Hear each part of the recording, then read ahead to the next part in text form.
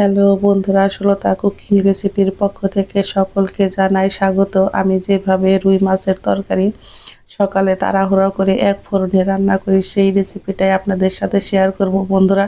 একদম সহজভাবে খেতে হয় কিন্তু দুর্দান্ত মজার। এখানে নিয়েছি আমি বেশ কিছুটা পরিমাণে রুই মাছ। মাছগুলোকে কিন্তু বেশ ভালো করে লবণ দিয়ে ধুয়ে আমি জল ঝরিয়ে রেখেছি।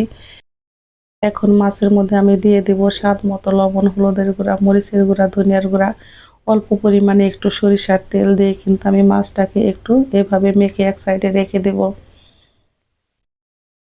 চলে যাব চুলায়। কড়াইতে দিয়েছি আমি পরিমাণ মতো সরিষার তেল। তেলটা কিন্তু আমার গরম হয়ে গেছে, যেহেতু আমার তাড়াহুড়ার রান্না, সেই জন্য তেলটাকে বেশ ভালো করে গরম করে আমি কিন্তু একসঙ্গে সমস্ত মাছগুলো দিয়ে ভেজে নেব। আপনাদের হাতে সময় থাকলে আপনারা কিন্তু দুইবার এই মাছগুলো ভেজে নিতে পারেন।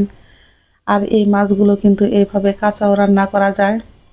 আমি মাছগুলো খুব বেশি ভাজবো না, আমার এক পিঠ ভাজা হয়ে গেছে। আমি এখন উল্টে দিব। এইভাবে উল্টে পাল্টে আমি মাছগুলোকে ভেজে চুলাই থেকে নামিয়ে নেব।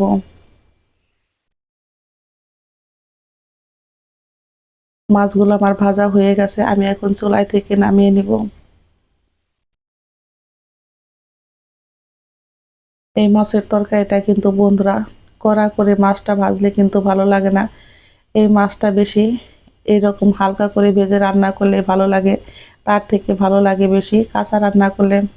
আমি আপনাদের সাথে কাঁচা মাছের তরকারি রেসিপিটা একদিন শেয়ার করব। মাছ ভাজা তেলের মধ্যে এখন দিয়ে দিব তেজপাতা, এলাচ, দারচিনি, লবঙ্গ, আর দিয়ে দিব অল্প পরিমাণে একটু গোটা জিরে ফোড়ন। ফোড়নটা যত ভালো হয় বন্ধুরা, তরকারিটা খেতে কিন্তু ততটাই পরিমাণে মজার হয়।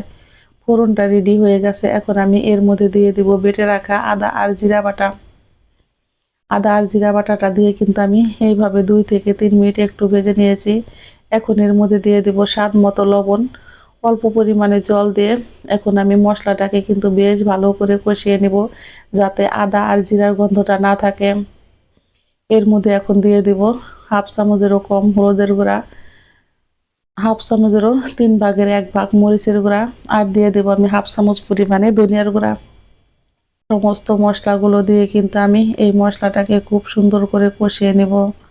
মশলাটা যত ভালো করে বন্ধুরা কষানো হয়, তরকারিটা খেতে কিন্তু ততটাই পরিমাণে মজার হয়। আমি এখন মশলাটা বেশ ভালো করে কষিয়ে নিয়েছি। এভাবে মশলা কষাতে কষাতে দেখবেন মশলা থেকে কিন্তু তেল উঠে আসে। মশলাটা আমি কিন্তু আবারও 2 বার জল দিয়ে এইভাবে খুব সুন্দর করে কষিয়ে নিয়েছি। এখন পরিমাণ মতো ঝোল দিয়ে আমি কিন্তু তরকারিটা রান্না করে নেব। যেহেতু আমি খালি মাছের তরকারি রান্না করব, সেই জন্য আমি কিন্তু খুব বেশি ঝোল দেব না, অল্প পরিমাণে ঝোল দিয়েছি। এখানে আমার 1 গ্লাস পরিমাণে জল আছে। ঝোলটা আমার বলক চলে এসেছে। এখন আমি এর মধ্যে দিয়ে দেব ভেজে রাখা মাছগুলো।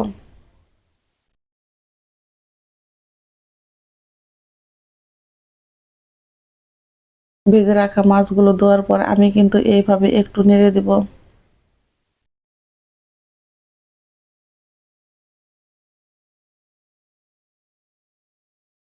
মাছের তরকারি রান্না করা কিন্তু একদম সহজ, অথচ খেতে হয় কিন্তু গরম ভাতের সাথে দুর্দান্ত মজার।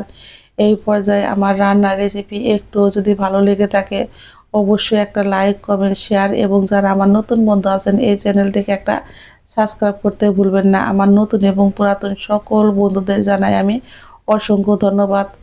তরকারিটা কিন্তু আমার প্রায় রেডি হয়ে গেছে। এখন আমি দিয়ে দেব হাফ চা চামচ পরিমাণে গরম মশলার গুঁড়ো, আর দিয়ে দেব আমি 1 চা চামচ পরিমাণে ভাজা জিরার গুঁড়ো।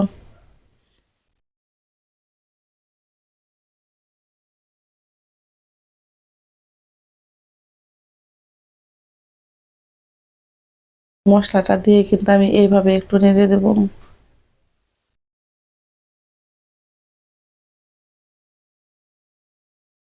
তরকারিটা আমার একদম রেডি হয়ে গেছে, আমি লবণটা দেখে নেব ঠিক আছে কিনা।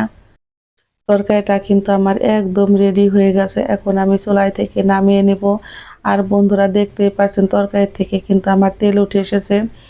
তাড়াহুড়োর মধ্যে যখন এইরকম মাছের পাতলা ঝোলের তরকারি হয় বন্ধুরা, গরম ভাতের সঙ্গে কিন্তু আর অন্য কোনো কিছুর দরকার হয় না। খেতে এতটাই পরিমাণে মজার হয়। আমার তরকারিটা রেডি হয়ে গেছে, চুলাই থেকে নামিয়ে পরিবেশন করে দেখাচ্ছি বন্ধুরা। দেখতে যেমন সুন্দর হয়েছে, খেতেও হয়েছে সেই স্বাদ দারুণ মজার। সকলে ভালো থাকবেন, সুস্থ থাকবেন। আমার সকল বন্ধুদের জানাই আমি অসংখ্য ধন্যবাদ। ঝটপট তৈরি হয়ে গেল আমার রুই মাছের পাতলা ঝোল।